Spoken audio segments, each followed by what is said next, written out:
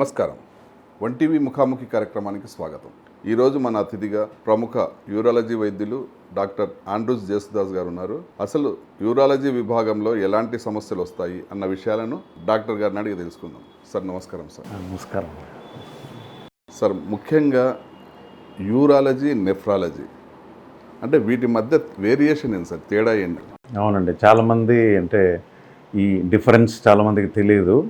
Urology, nephrology. Urology అంటే మెయిన్గా ఒక్కొక్క దానికి రెండింటికి, యూరాలజీ విభాగానికి నెఫ్రాలజీ పిండాలకు దీనికి రెండు దానిలకు సంబంధం. యూరాలజీ డాక్టర్స్ని యూరాలజిస్ట్ అంటామండి, నెఫ్రాలజీ డాక్టర్స్ని నెఫ్రాలజిస్ట్ అంటాము.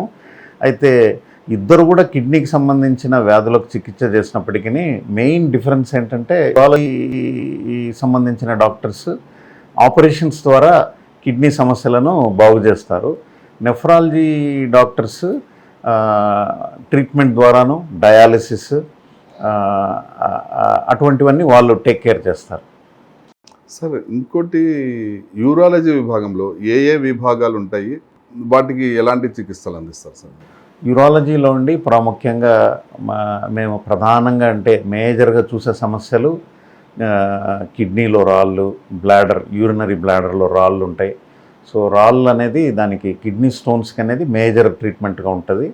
తర్వాత మూత్రపిండానికి సంబంధించిన ఇన్ఫెక్షన్స్, మూత్రనాళానికి సంబంధించిన ఇన్ఫెక్షన్స్ అంటే మనం యూజువల్గా యూరినరీ ట్రాక్ట్ ఇన్ఫెక్షన్ అంటుంటాం, దాన్ని యూటీఐ అంటుంటారు. దానికి సంబంధించిన సమస్యలు.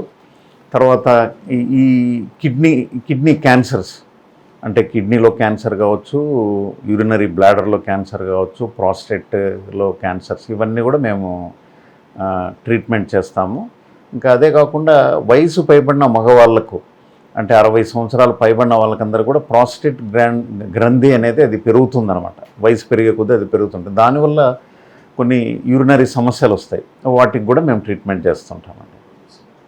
సార్, ముఖ్యంగా ఈ మూత్రనాళం యొక్క పనితీరు ఏ విధంగా ఉంటుంది, అది ఎలా పనిచేస్తుంది, దానివల్ల ఎలా ఇది ఉంటుంది? మెయిన్గా బేసిక్గా కిడ్నీస్ అనేవి మనకు దేవుడు 2 కిడ్నీస్ ఇచ్చాడండి. ఈ 2 కిడ్నీస్లో కూడా ఒక్కొక్క కిడ్నీలో 1 మిలియన్ నెఫ్రాన్స్ కంటే కూడా ఎక్కువగా నెఫ్రాన్స్ అంటే అది బేసిక్ ఫంక్షనింగ్ యూనిట్ అనమాట. కిడ్నీలో అనే మిలియన్ల నెఫ్రాన్లు ఉంటాయి. వీటిలో ఇది ప్రధానంగా కిడ్నీ ఏం చేస్తుందంటే ఒక ఫిల్టర్ లాగా పనిచేస్తుంది మన బాడీలో తయారైన మన పదార్థాలన్నీ కూడా రక్తం ద్వారా కిడ్నీకి వచ్చినప్పుడు వాటిని ఫిల్టర్ చేసి, చెడు పదార్థాలన్నింటినీ ఫిల్టర్ చేసి అవి యూరిన్లో వచ్చేలాగున కిడ్నీస్ చేస్తాయి అన్నమాట. అది బేసిక్గా కిడ్నీ ఫంక్షన్. తర్వాత కొన్ని హార్మోన్స్ కూడా ప్రొడ్యూస్ చేస్తుంది అనమాట. అంటే మనం రక్తం వృద్ధి కావడానికి హెచ్బి హిమోగ్లోబిన్ వృద్ధి కావడానికి కావాల్సిన హార్మోన్ కూడా కిడ్నీ నుంచి వస్తుంది మనకి.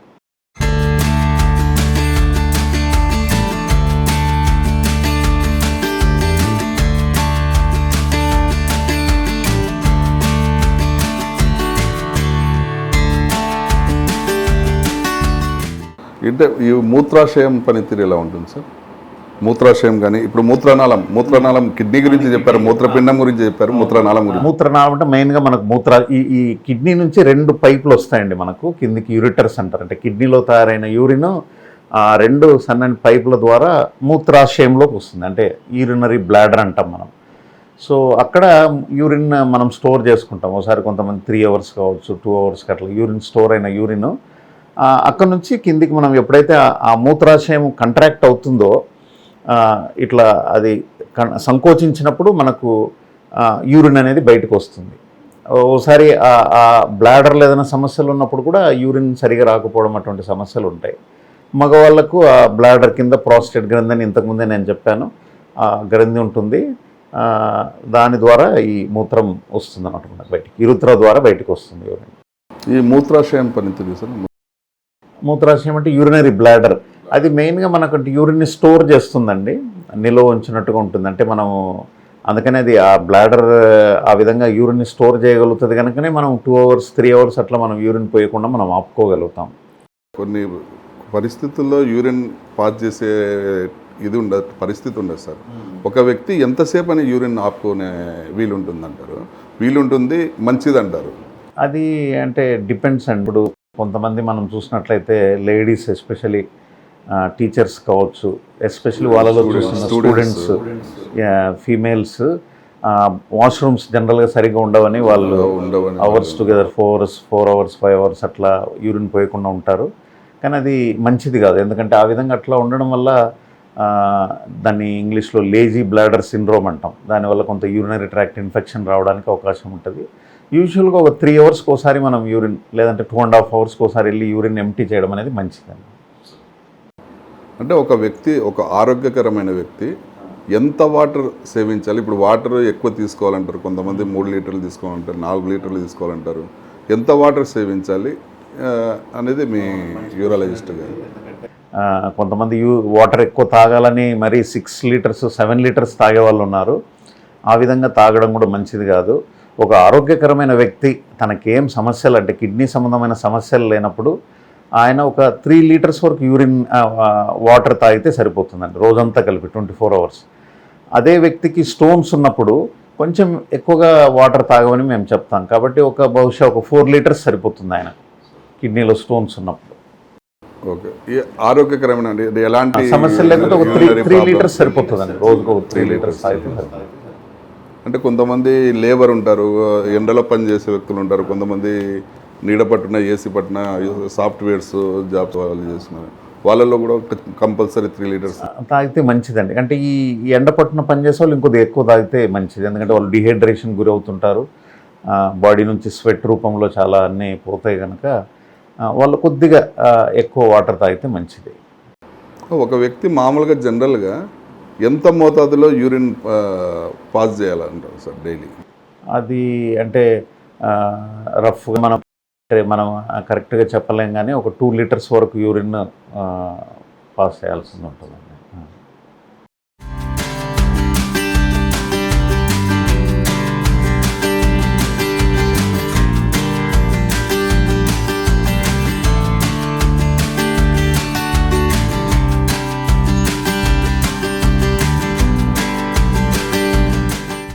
ఈ మూత్రపిండాల్లో ఇన్ఫెక్షన్స్, అంటే మూత్రనాళాల్లో సార్ ఈ యూరినరీ ఇన్ఫెక్షన్స్ ఎందుకు వస్తుంటాయి అంటారు? దానికి కారణాలు ఏమంటారు సార్?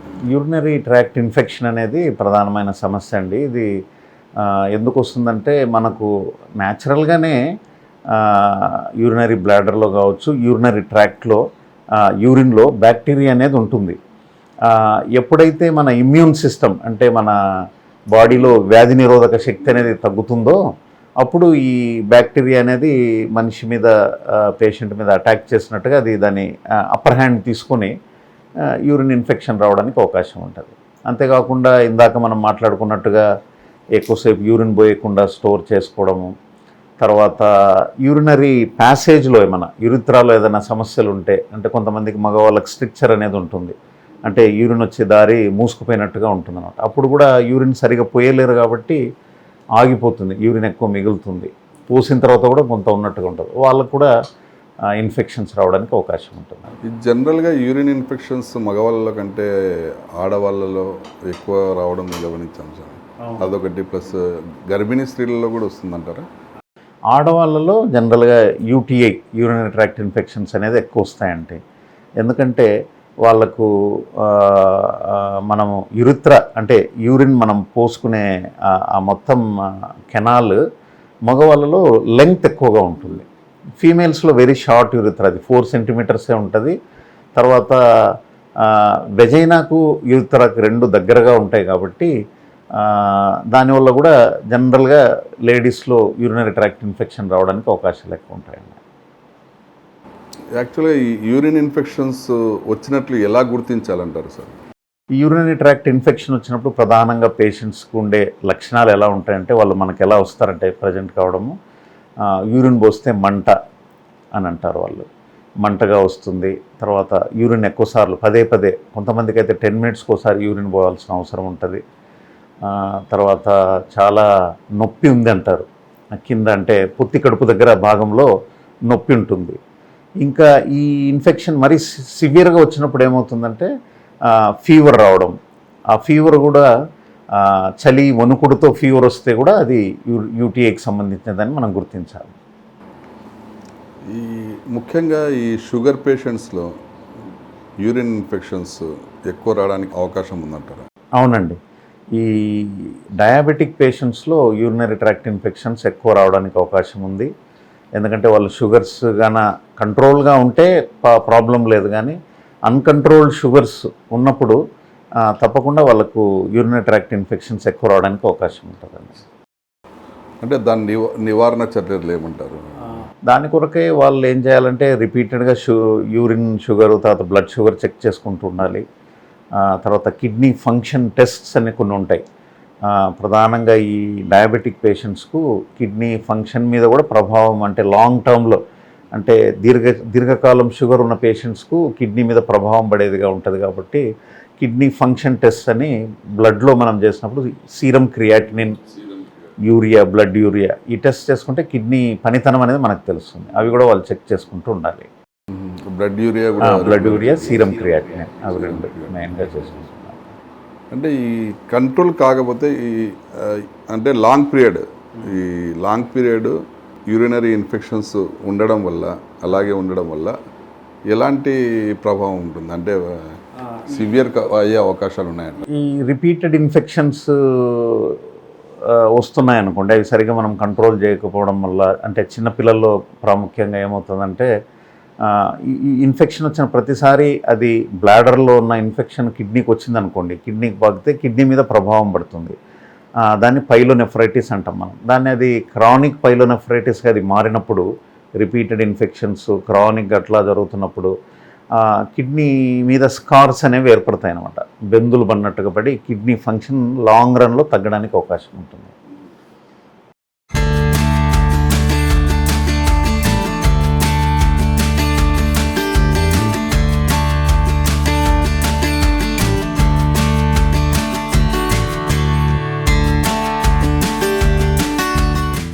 ఈ యూరాలజీ సమస్యల్లో కూడా మూత్రపిండాలకు ఎక్కువ సంబంధాలు ఉన్నాయి.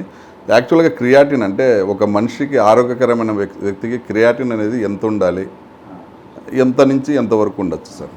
ఒక ఆరోగ్యకరమైన వ్యక్తికి క్రియాటినిన్, నార్మల్ క్రియాటినిన్ 0.8 నుంచి 1 మిల్లీగ్రామ్స్ వరకు ఉండాలండి. అంతకంటే పెరిగిందంటే అంటే ఒక్కొక్క ల్యాబ్ ఒక్కోలాగా, అంటే 1.2 వరకు కొన్ని ల్యాబ్స్ నార్మల్ అని ఇస్తారు యూజువల్గా. బట్ 1 అబోవ్ ఉంటే మనం కొద్దిగా జాగ్రత్తగా ఉండాలి. జనరల్గా కొంతమందికి ఈ కాలంలో అంటే ఒక 40-50 ఇయర్స్ దాటిన వాళ్ళకు, మగ వ్యక్తుల్లో కూడా రాత్రి సమయాల్లో ఎక్కువ సార్లు యూరిన్కు వెళ్తుంటారు, యూరిన్ పాస్ చేయడానికి. అది దానికి అంటే ఎందుకని ఆ విధంగా అంటారు? అది నైట్ టైమ్స్ యూరిన్ ఎక్కువ పోవడం అనేది యూజువల్గా 50-55 అబోవ్ ఉన్న వాళ్ళకు, ఇందాక నేను చెప్పినట్టుగా మగవాళ్ళలో అయితే ప్రాస్టేట్ గ్లాండ్ సమస్య వస్తుందండి. అంటే ఆ వయసు బట్టే ప్రాస్టేట్ గ్లాండ్ అనేది వయసులో పెరిగినప్పుడు అది ఆ యూరిత్ర మీద, అంటే యూరినరీ ప్యాసేజ్ మీద ప్రభావం చూపిస్తుంది, కంప్రెస్ చేస్తుంది అనమాట.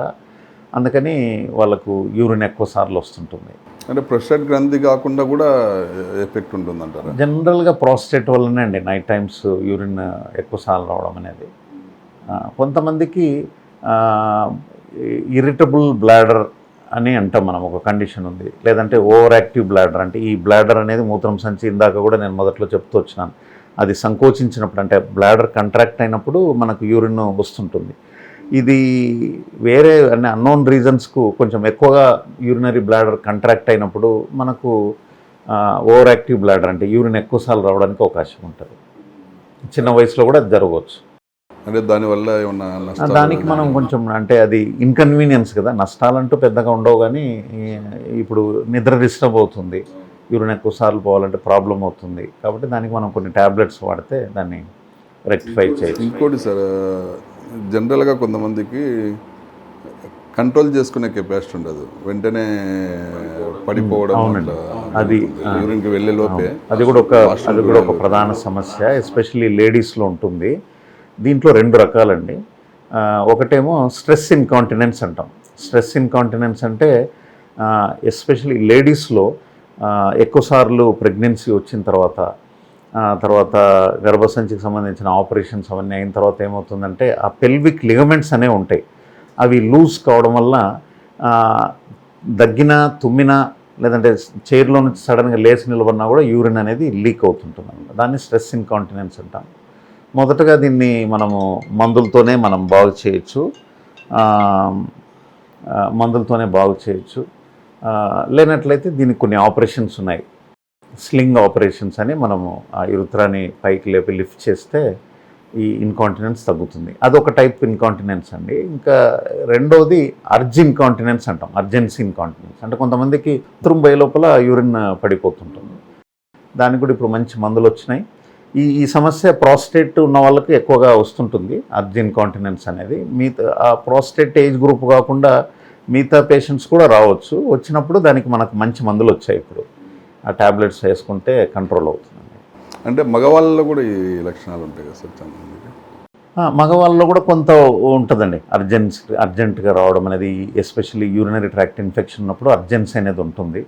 దాన్ని కూడా మనం యాంటీబయాటిక్స్ మిగతా మాత్రలు వేసుకుంటే తగ్గుతుంది.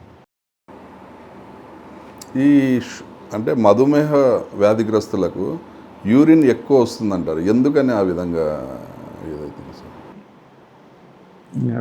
Diabetic patients they are prone for infection కనుక ఆ విధంగా వచ్చినప్పుడు యూరినరీ ఫ్రీక్వెన్సీ కూడా పెరుగుతుందండి వాళ్ళకు. ఈ ముఖ్యంగా ఈ ప్రోస్టేట్ గ్రంథుల పనితీరు ఎలా ఉంటుందంటే? ఈ ప్రోస్టేట్ గ్రంథి అనేది మగవాళ్ళలో ఉంటుందండి. ఇది ఏం చేస్తుందంటే మెయిన్గా దాని ఫంక్షన్ వీర్యం అంటాం కదా, మనం సెమెన్లోకి కొంత సిక్రిషన్స్ అనేది ప్రొడ్యూస్ చేసి పంపిస్తుంది. అంతకు తప్ప దానికి మేజర్ ఫంక్షన్ అంటూ లేదండి. సెమెన్ క్వాంటిటీని పెంచుతుంది ప్రోస్టేట్ గ్లాండ్. ఇది ఇంకోటి హార్మోన్స్ ఉత్పత్తి చేయడానికి కూడా ఏదో అన్నారు ఇందాక. అంటే ఎరిథ్రోపాయిటిన్ అనే హార్మోన్ మనకు కిడ్నీ ద్వారా వస్తుందండి. అందుకని ఈ 2 కిడ్నీస్ ఫెయిల్ అయిన పేషెంట్స్ని క్రానిక్ రీనల్ ఫెయిల్యూర్ అంటాం మనం. వాళ్ళకు హెచ్బి హిమోగ్లోబిన్ అనేది డ్రాప్ అవుతుంటుంది, యూథ్రోపిన్ లెవెల్స్ తగ్గిపోతాయి కనుక. నార్మల్ హెల్తీ ఇండివిజువల్స్కి అది నార్మల్గా ఉంటాయి కనుక హెచ్బి ప్రొడక్షన్ దీని ద్వారా నార్మల్. ఈ వృషణాలు పురుషాంగం ఉంటుంది సార్, వాటి పనితీరు అంటే జనరల్గా కాకుండా వాటి పనితీరు దాని నుంచి ఎలాంటి ఇది? అంటే ఈ వృషణాలు అంటే మనం టెస్టిస్ అంటాము, 2 టెస్టిస్లు ఉంటాయి. వాటిలోనే మనకు మెయిన్గా స్పెర్మటోజోవా స్పెర్మ్స్ అనేవి ప్రొడ్యూస్ అవుతాయి. మనకు పెళ్ళైన తర్వాత పిల్లలు కలగాలన్నా టెస్టోస్టెరాన్ అనే హార్మోన్ కూడా అక్కడ ఉత్పత్తి అవుతుంది. ఇది ఆ విధంగా స్పెర్మటోజోవా కొరకు మెయిన్గా టెస్ట్లిస్ ఉంటాయి. ఇంకా ఈ పెనిస్ అనేది దాంట్లో మధ్యలో యురుత్రా ఉంటుంది కనుక యూరిన్ పోసుకోవడానికి, తర్వాత పెళ్ళైన తర్వాత సెక్స్ కొరకు కూడా ఇది అవుతుంది. ఈ మామూలుగా వృషణాలు ఒక్కొక్కసారి కొంతమందికి తీసేవేయాల్సింది అంటే కొన్ని పరిస్థితుల్లో ఆ టైంలో వాళ్ళకి సంతానం సాఫల్యం అంటే సంతానం కోసము అయ్యే అంటే యూజువల్గా అంటే మనం ఒక్క టెస్టిస్ ఉన్నా కూడా సరిపోతుందండి. కాబట్టి ఈ టెస్టిస్లో వచ్చే సమస్యలు ఏంటంటే ఓసారి ట్యూమర్ వస్తుంది, క్యాన్సర్ రావచ్చు, టెస్టిస్ క్యాన్సర్. అప్పుడు దాన్ని టెస్టిస్ అంతా కూడా తీసేస్తాం మనము. తర్వాత దాంట్లో ఏదైనా ఇన్ఫెక్షన్ వచ్చి దాంట్లో యాబ్సెస్ ఫామ్ కావడం, చీమ్ పట్టడం, అది చెడిపోవడం అయినప్పుడు కూడా మనం టెస్టిస్ తీసేస్తాము. 2 టెస్టిస్లు తీసేయడం అనేది రేర్గా జరుగుతుంది.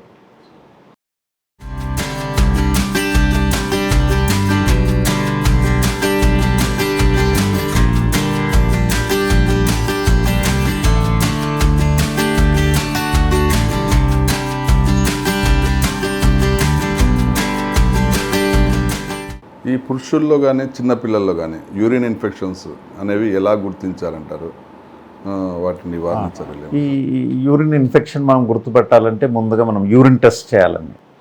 యూరిన్ టెస్ట్ ల్యాబ్లో మనం పరీక్ష చేసినప్పుడు దాంట్లో పస్ సెల్స్ ఎన్ని ఉన్నాయి, ఆర్బీసీ అంటే ఏమన్నా బ్లడ్ ఏమన్నా వెళ్తుందా యూరిన్లో అనేది తెలుస్తుంది. దాన్ని బట్టి మనం ఇన్ఫెక్షన్ ఉందని గుర్తించి మొదటగా మనం యాంటీబయాటిక్ స్టార్ట్ చేస్తాము. కానీ ఆ ఇన్ఫెక్షన్ తగ్గట్లేదు, ఎక్కువగా అవుతుందంటే యూరిన్ కల్చర్ అనే టెస్ట్ మనం పంపిస్తాం. ఆ కల్చర్ ఏంటంటే ఏ ఆర్గానిజం అంటే పర్టికులర్గా ఆర్గానిజం అంటే బ్యాక్టీరియా ఏది ఉంది, దానికి ఏ మందులు ఇస్తే మనము అది తగ్గుతుంది అనేది మనకు తెలుస్తుంది. దాన్ని బట్టి కల్చర్ స్పెసిఫిక్ మనం యాంటీబయాటిక్ స్టార్ట్ చేయొచ్చు. ఆ విధంగా మనం ఇది చేయొచ్చు. తర్వాత అది యూరిన్ టెస్ట్. ఇంకా తర్వాత మనం ఏం చేయాలంటే కొన్ని బ్లడ్ టెస్ట్లు అంటే హిమోగ్లోబిన్ ఎలా ఉంది, తర్వాత కౌంట్స్ ఏమైనా ఇన్ఫెక్షన్ సివియర్గా ఉన్నప్పుడు కౌంట్స్ పెరిగాయా, క్రియాటినిన్ టెస్ట్ చేస్తాము. ఒక అల్ట్రాసౌండ్ అబ్డమిన్ అని కిడ్నీస్, మూత్రాశయము, ప్రాస్టేట్ ఇవన్నీ ఎలా ఉన్నాయి, ఏదైనా స్టోన్ ఉందా, ఇంకేదైనా ప్రాబ్లమ్స్ ఉందా అనడానికి మనం అల్ట్రాసౌండ్ అనే టెస్ట్ చేస్తాం. అంటే జనరల్గా ఈ కల్చర్ టెస్ట్ చేసేటప్పుడు ఫస్ట్ యూరినే కావాలంటారు అది ఎంతవరకు?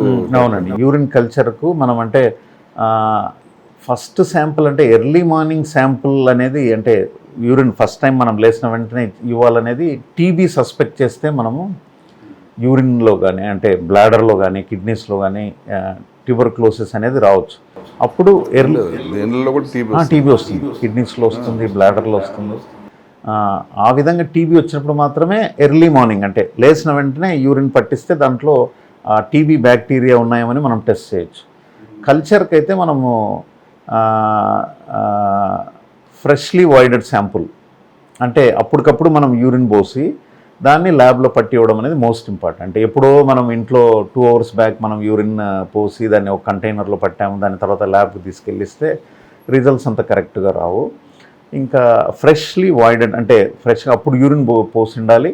తర్వాత మిడ్ స్ట్రీమ్ పట్టుకోవాలి మనం, అంటే మొదట్లో కొంత యూరిన్ మనం పాస్ చేసి మధ్యలో యూరిన్ పట్టుకుంటే కరెక్ట్ రిజల్ట్ వస్తుంది. అంటే ఇప్పుడు హోమ్ కలెక్షన్స్ కొంత ఉంటాయి, దానివల్ల కొంచెం గ్యాప్ ఏర్పడుతుంది కదా? అవునండి, కొంచెం అది తప్పదు. అంటే అసలు ఈ యూరిన్ ఇన్ఫెక్షన్స్ అనేవి ఎందుకు వస్తాయి సార్? దానికి ఎలాంటి జాగ్రత్తలు చేసుకోవాలంటే అంటే హైజీనిక్ ఎలా ఉండాలి? హైజీన్ గురించి మనం మాట్లాడితే ఫుడ్ హ్యాబిట్స్ ఎలా ఉండాలి? ఇన్ఫెక్షన్కి సంబంధించి ఫుడ్కి ఏం రిలేషన్ లేదండి. స్టోన్స్కి అయితే మనము డైటరీ రిస్ట్రిక్షన్ అది ఉంది. ఇన్ఫెక్షన్స్ ఉన్నప్పుడు ఏంటంటే మగవాళ్ళలో చాలాసార్లు ఏంటంటే చాలామందికి ఫోర్ స్కిన్ అంటాం మనం, పురుషాంగానికి ఉండే ఫోర్ స్కిన్, ఆ స్కిన్ వెనక్కి లాక్కొని శుభ్రం చేసుకుంటుండాలి రోజు స్నానం చేస్తున్నప్పుడు. కొంతమంది దాన్ని పట్టించుకోరంటే దాని గురించి మంచి ఐడియా కూడా ఉండదు కొంతమందికి, దానివల్ల ఇన్ఫెక్షన్ రావడానికి అవకాశం ఉంటుంది. ఫీమేల్స్లో కూడా ప్రతిసారి యూరిన్ పోసిన తర్వాత ఆ ఏరియా ప్రైవేట్ పార్ట్స్ అన్నీ కూడా వాష్ చేసుకోవడం అనేది చాలా ఇంపార్టెంట్. అసలు ఒక వ్యక్తి ఎలాంటి లక్షణాలు ఉంటే యూరాలజిస్ట్ని సంప్రదించాలంటారు? ప్రధానంగా యూరాలజిస్ట్ దగ్గరికి పేషెంట్స్ ఎప్పుడు వస్తారంటండి, ఇందాక మనం చెప్పుకున్నట్టుగా యూటీఐ అంటే ఇన్ఫెక్షన్ ఉన్నప్పుడు వాళ్ళకి యూరిన్లో మంట రావడము, తర్వాత నొప్పి పొత్తి కడుపు దగ్గర నొప్పి ఉండడము, ఓసారి ఇన్ఫెక్షన్ ఎక్కువ ఉన్నప్పుడు కానీ, స్టోన్స్ ఉన్నప్పుడు కానీ, లేదంటే కిడ్నీ క్యాన్సర్ ఉన్నప్పుడు కానీ యూరిన్లో బ్లడ్ వస్తుంది. అది మేజర్ ప్రధానమైన సమస్య. యూరిన్లో బ్లడ్ వస్తుందంటే, రక్తం వస్తుందంటే మాత్రం ఎవరు కూడా నెగ్లెక్ట్ చేయడానికి లేదు. ఎందుకంటే అది సింపుల్ స్టోన్ అయితే పర్వాలేదు, కానీ క్యాన్సర్ ఉంటే మనము డిలే చేస్తే ట్రీట్మెంట్ అంత ప్రాబ్లం అవుతుంది కనుక వెంటనే డాక్టర్ దాన్ని యూరాలజిస్ట్ని సంప్రదించాలండి. తర్వాత వీపు వెనక భాగంలో 2 వైపులా మనకు కిడ్నీస్ అంటే కనుక లాయిన్ పెయిన్ అంటాం మనం, వీపు వెనక భాగంలో పెయిన్ వస్తే కూడా అది ఆ పెయిన్ అక్కడ వచ్చిన పెయిన్ యూజువల్గా స్టోన్ పెయిన్ అయితే ముందుకు ఇట్లా రేడియేట్ అవుతుంది. ఆ విధంగా ఆ పెయిన్ ఉన్నప్పుడు కూడా యూరాలజిస్ట్ని సంప్రదించాలి. చలితో వణుకుడుతో ఫీవర్ వస్తుందంటే కూడా మనము యూరినరీ ట్రాక్ట్ ఇన్ఫెక్షన్ సస్పెక్ట్ చేయాలి. సార్, ఒక వ్యక్తి తమ కిడ్నీలను ఆరోగ్యంగా ఉంచుకోవాలంటే ఎలాంటి నియమాలు పాటించాలి అండ్ ఎలాంటి వ్యాయామము ఎలాంటివి చెప్పండి? కిడ్నీస్ని మనం ప్రొటెక్ట్ చేసుకోవాలండి. ప్రధానంగా చేసుకోవాలంటే అడక్వేట్ హైడ్రేషన్ అంటే రోజుకు మనం ఇందాక మాట్లాడుకున్నట్టుగా 3 లీటర్స్ 4 లీటర్స్ వాటర్ తాగుతుండాలి. తర్వాత మరీ ఎక్కువసేపు యూరిన్ పోయకుండా ఉండే అనే అలవాటు నుంచి మార్చుకొని ఫ్రీక్వెంట్గా అట్లీస్ట్ 2.5 hours ఒకసారి 3 hours వరకు యూరిన్ పాస్ చేస్తుండాలి. ఇంకా ఆహారం గురించి వస్తే డైటరీ అనేది మెయిన్గా స్టోన్స్ని ప్రివెంట్ చేయడానికి మనం అంటే ఎస్పెషలీ ఇది ఎవరికి అడ్వైస్ చేస్తామంటే ఆల్రెడీ ఒకసారి స్టోన్ వచ్చిన పేషెంట్స్కు మళ్ళీ రావడానికి అవకాశం ఉంటుంది కనుక ఆక్సలేట్ రిచ్ ఫుడ్స్ అంటే ఆక్సలేట్స్ ఎక్కువ ఉండే ఫుడ్ అంటే క్యాలీఫ్లవరు, క్యాబేజీ, పాలకూర, ఈ 3 వాళ్ళు అవాయిడ్ చేయాల్సి ఉంటుంది. తర్వాత గోడంబి అనేది మానేయాలి. నాన్ వెజిటేరియన్ డైట్ అంటే దానివల్ల యూరిక్ యాసిడ్ అనేది ప్రొడ్యూస్ అయ్యి బాడీలో స్టోన్స్ వస్తాయి కనుక మటన్, చికెన్ అనేది యూరిక్ యాసిడ్ ఎక్కువ కావడం వల్ల కూడా స్టోన్స్ వస్తాయండి. యూరిక్ యాసిడ్ స్టోన్స్ వస్తాయి కాబట్టి దాని కొరకే మనము వాళ్ళకి జనరల్గా ఏం చెప్తామంటే మటన్, చికెన్ కొంచెం తగ్గించుకొని ఫిష్ అలవాటు చేసుకోమని చెప్తాం. అంటే ప్రోటీన్ ఫుడ్, ఎక్కువ ప్రోటీన్ ఉన్న ఫుడ్ తీసుకోకూడదు, యానిమల్ ప్రోటీన్.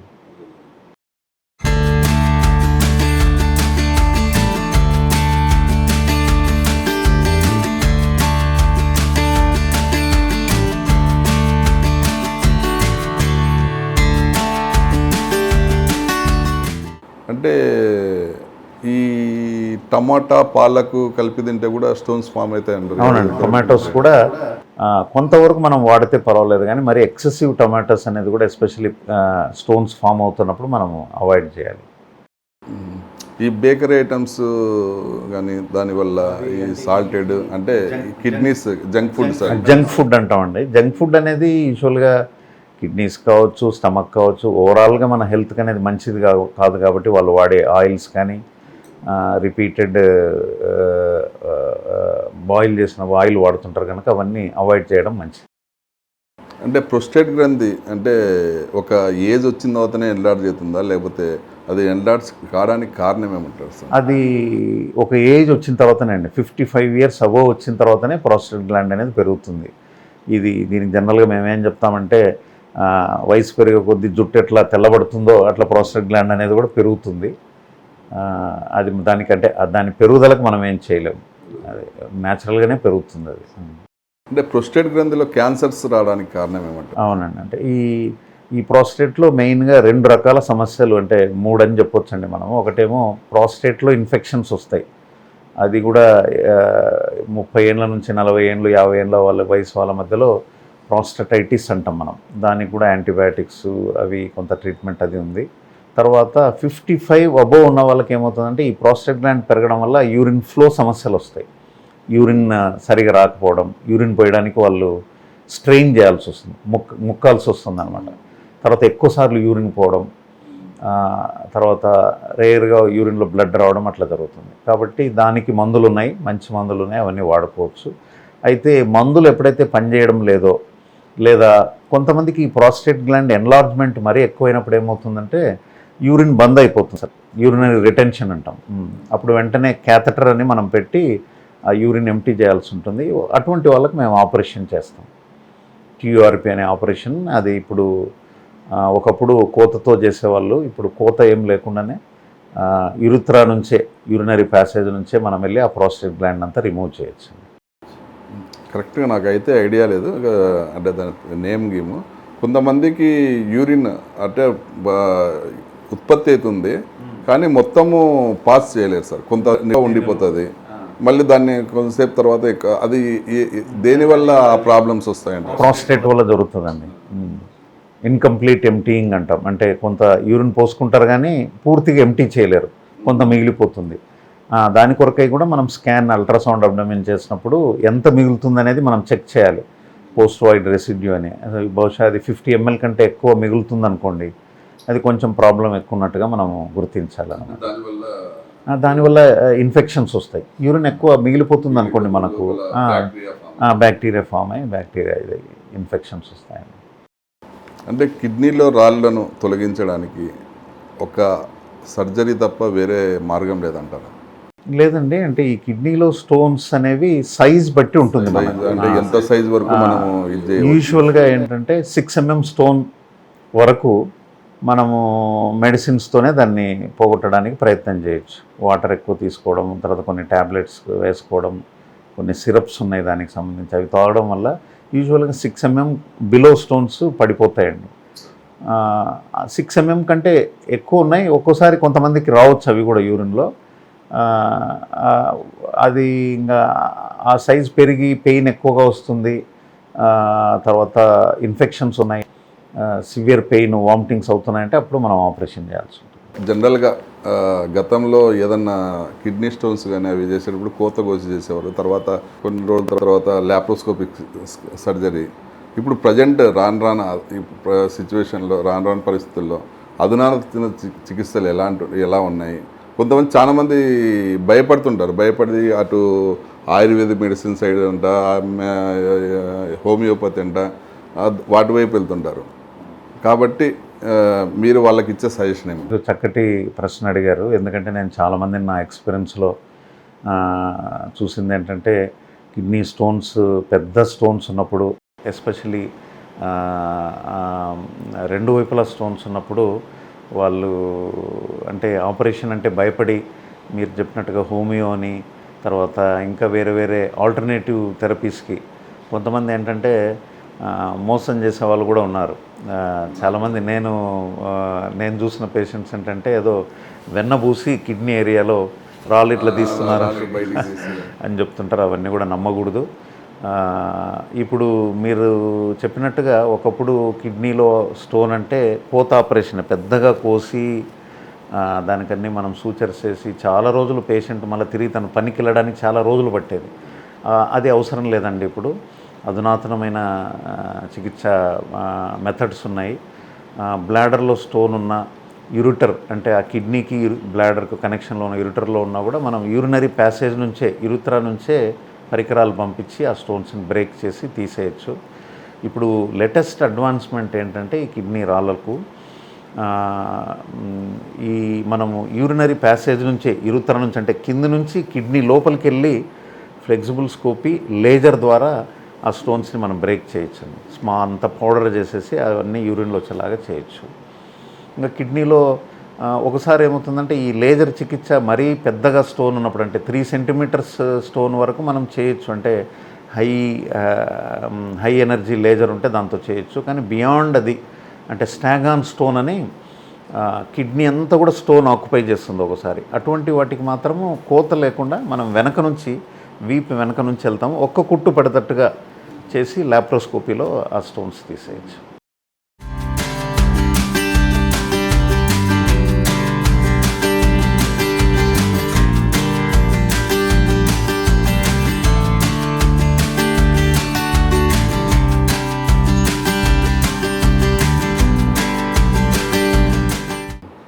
అంటే మీరు ముందు చెప్పినట్లు ఈ మూత్రనాళం నుంచి పంపించి చేసే కిడ్నీ స్టోన్స్ను బ్రేక్ చేయడానికి వాళ్ళు ఎన్ని రోజులు రెస్ట్ తీసుకోవాలి, ఎలాంటి ఆహార నియమాలు పాటించాలి, వాళ్ళ పనితీరు రెగ్యులర్గా చేసుకునే విధుల్లో రెగ్యులర్గా పాల్గొనేటట్టు ఎన్ని రోజుల్లో ఇది చేసుకోవచ్చు? అదండి, అంటే కిడ్నీ స్టోన్స్ మనం లేజర్తో సర్జరీ చేస్తే వాళ్ళు సెకండ్ డేనే వెళ్ళిపోవచ్చండి ఇంటికి. ఎక్కడేం కోత ఏమి ఉండదు కనుక వెంటనే వెళ్ళిపోవచ్చు. వెళ్ళిన తర్వాత కూడా బహుశా ఒక 2 days అట్లా ఇంట్లో రెస్ట్ తీసుకుంటే తర్వాత వాళ్ళు వెంటనే మళ్ళీ వర్క్కి వెళ్ళిపోవచ్చు. ప్రాబ్లం ఏమి ఉండదు. ఈ యూరిన్ నాళం నుంచి లేజర్ చేసినా కూడా 2 daysలో వెళ్ళిపోవచ్చు వాళ్ళు. 1 day యూరిన్ రావడానికి క్యాథెటర్ పెడతామంటే మూత్రనాళం అనేది క్యాథెటర్ పెడతాము, యూరిన్ దాంట్లో వస్తుంటుంది. సెకండ్ డే దాన్ని తీసేస్తాము. తీసిన తర్వాత వాళ్ళు ఫ్రీ అయిపోవచ్చు. ప్రస్తుతం ఉన్న తరుణంలో క్యాన్సర్స్ ఎక్కువ వస్తున్నాయి సార్.